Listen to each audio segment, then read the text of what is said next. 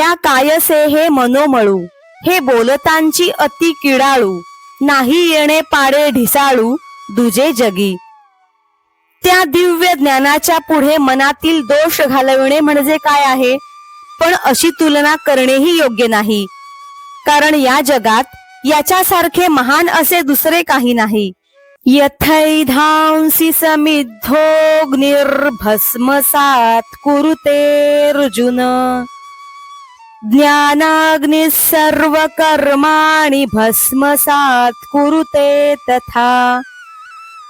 हे अर्जुना, ज्याप्रमाणे प्रज्वलित अग्नी लाकडांना भस्मसात करतो, त्याप्रमाणे परमात्म ज्ञान स्वरूप दिव्य अग्नी हा सर्व प्रकारचे कर्मबंध जाळून टाकतो.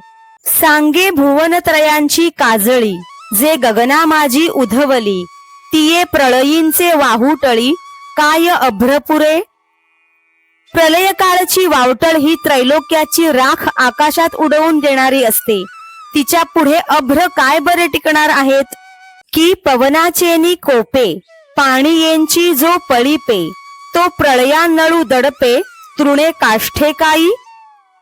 अथवा वाऱ्याच्या क्षोभाने भडकला असता जो पाणी सुद्धा जाळून टाकतो, तो प्रलय काळचा अग्नी गवत आणि काष्ठे यांनी दडपला जाईल काय?